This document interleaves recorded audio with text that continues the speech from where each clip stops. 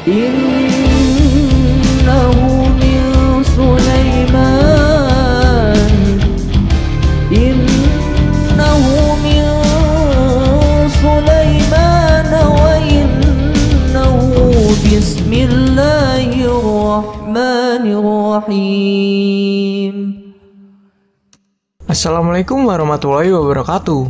Jumpa lagi di channel Atasan. Darren Mak, pemuda keturunan Cina asal Singapura ini memiliki kelebihan yang cukup langka. Dia merupakan seorang poliglot dengan kemampuan memahami 14 bahasa.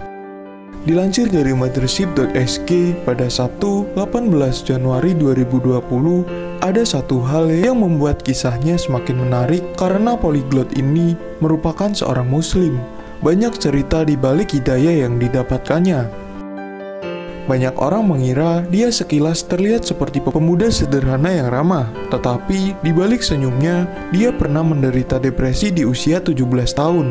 Sebelum memeluk Islam, dia dikenal sebagai seorang pemarah, bahkan depresi pernah membuatnya mencoba bunuh diri.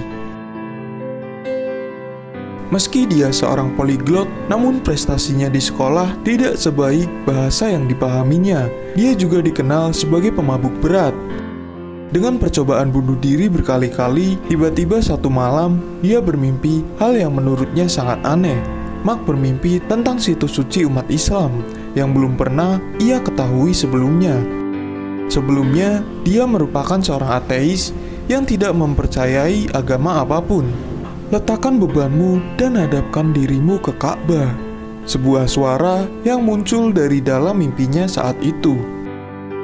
Karena tidak memiliki pengetahuan sebelumnya tentang Islam atau Ka'bah, Mak bingung karena dia memimpikan sesuatu yang begitu spesifik. Tetapi sebagai seorang yang percaya pada nasib, ia menganggap ini sebagai pertanda. Dia perlahan mempelajari Islam dan melakukan penelitian sendiri selama sekitar 2 tahun.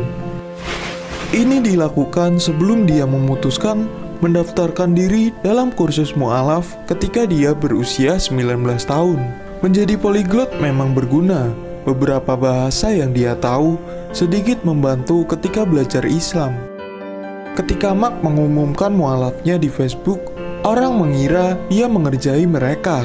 Bahkan seseorang mengirimkan pesan ke dia menanyakan apakah ini lelucon atau bukan.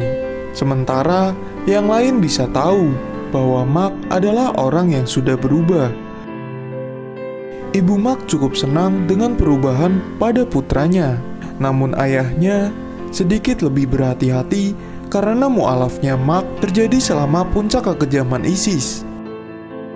Sejak menjadi muslim, Mak makan makanan yang berbeda dengan keluarganya.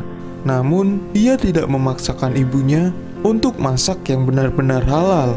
Dia tidak ingin merepotkan ibunya untuk membeli dapur baru lengkap dengan peralatan yang berbeda. Namun, ibunya memahami sehingga ketika memasak makanan untuk Mak, dia memasak dengan cara yang berbeda. Begitu juga ketika berkunjung ke rumah neneknya. Neneknya juga memahami cara hidup seorang muslim. Sehingga ketika makan bersama di meja makan, terhidang 2 makanan yang berbeda. Menjadi seorang muslim Cina juga memberi Mak perspektif unik tentang perjuangan komunitas muslim, seperti menemukan tempat makanan halal di Singapura. Mak mengaku antusias menyambut Idul Fitri dan Idul Adha. Namun, biasanya dia menghabiskan hari raya sendirian karena kebanyakan orang sibuk dengan keluarganya masing-masing. Mak tidak terlihat seperti tipikal muslim atau Melayu di Singapura. Ia bersyukur terhindar dari perundungan yang sering dihadapi rekan-rekan muslimnya sehari-hari. Namun, ketika seorang supir taksi mengetahui Mak adalah seorang muslim, ia memperingatkannya untuk berhati-hati karena Islam selalu mendapatkan sesuatu. Dia tidak menjelaskan lebih lanjut, tetapi jelas bagi Mak ke arah mana pembicaraan itu. Innahu min Sulaiman Innahu min Sulaiman wa innahu bismillahirrahmanirrahim.